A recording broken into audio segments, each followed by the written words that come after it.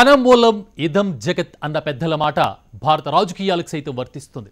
నీతి నిజాయితీ అంకిత భావాలే గుణగణాలుగా ఉన్న అభ్యర్థులను మాత్రమే ఎన్నుకునే రోజులు పోయి ధనవంతులు కుబేరుల చుట్టూనే ప్రస్తుత రాజకీయాలు తిరుగుతున్నాయి. భారత్లో ప్రధానంగా ఆంధ్రప్రదేశ్ ఎన్నికల్లో వివిధ రాజకీయ పార్టీల అధినేతలు అభ్యర్థులు సమర్పించిన ఎన్నికల అఫిడవిట్లను చూస్తే అవునా మన ప్రజాసేవకులు ఇంత ధనవంతులా అనుకోక తప్పదు. ఇంతకు ఎవరి ఆస్తులు ఎంతో ఆ చిట్టా ఏంటో ఓసారి చూద్దాం.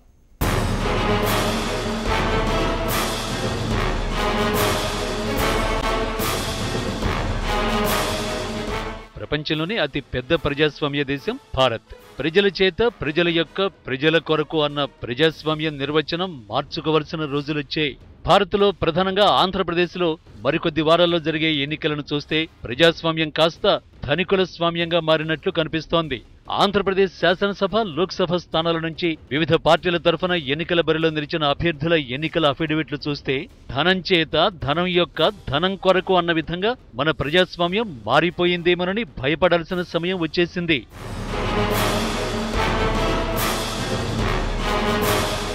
డబ్బున్న వారి చేతిలోనే రాజకీయ అధికారం ఉంటూ వస్తోంది. సామాన్యులు మాత్రం ఓట్లు వేసే నిమిత్త మాత్రులుగా మిగిలిపోయే పరిస్థితి ఏర్పడింది. ఎన్నికల బరిలో నిలిచే వారిలో కోటీశ్వరుల సంఖ్య గణనీయంగా పెరిగిపోతూ వస్తోంది. కోట్లున్న బడాబాబులకు సీట్లు, ఓట్లున్న సగటు మనుషులకు నోట్లు, రకరకాల తాయిలాలు అన్నట్లుగా భారత రాజకీయాలు మారిపోయాయి. ఏపీ ప్రస్తుత ఎన్నికల్లో అధికార టీడీపీ, ప్రతిపక్ష వైసీపీ పార్టీలు కోటీశ్వరులు, పారిశ్రామికవేత్తలు, వ్యాపారవేత్తలకు మాత్రమే సీట్లు ఇవ్వడానికి ప్రాధాన్యమిచ్చాయి.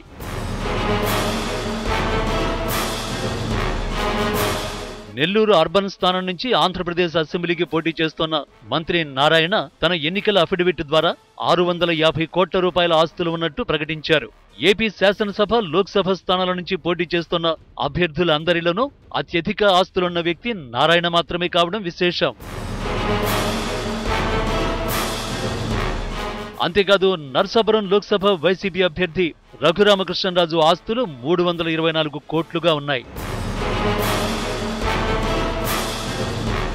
విశాఖ లోక్సభ స్థానం టీడీపీ అభ్యర్థిగా బరిలోకి దిగిన శ్రీభరత్ 200 కోట్ల రూపాయల ఆస్తులు కలిగిన శ్రీమంతుడు. అంతేకాదు ఏపీ మంత్రి లోకేష్ కు తోడల్లుడు, బాలయ్యకు చిన్నల్లుడు కూడా కావడం విశేషం.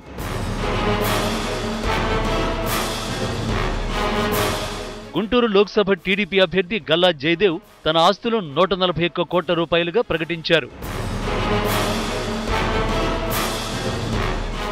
ఏపీ సీఎం చంద్రబాబు ఆస్తులు 20 కోట్ల రూపాయలు మాత్రమే. అయితే ఆయన భార్య నారా భువనేశ్వరి ఆస్తులు మాత్రం 648 కోట్లుగా ఉన్నాయి. నారా లోకేష్ సైతం తన ఆస్తుల చిట్టాను అఫిడవిట్ ద్వారా బయటపెట్టారు.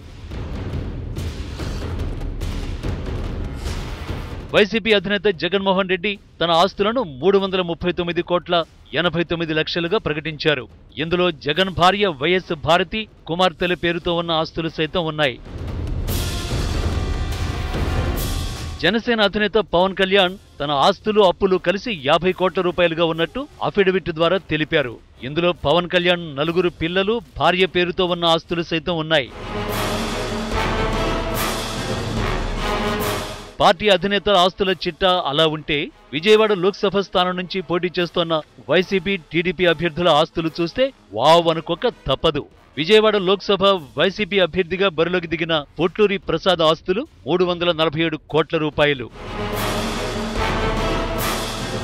కాగా విజయవాడ లోక్సభ టీడీపీ అభ్యర్థి కేశినేని నాని ఆస్తులు 80 కోట్లుగా ఉన్నాయి. విశాఖ లోక్సభ జనసేన అభ్యర్థిగా పోటీకి దిగిన మాజీ ఐపీఎస్ అధికారి లక్ష్మీనారాయణ ఆస్తులు కేవలం 8 కోట్ల 60 లక్షల రూపాయలుగా మాత్రమే ఉండటం ఈ అభ్యర్థుల ఆస్తుల చిట్టాకే కొసమెరుపుగా మిగిలిపోతుంది.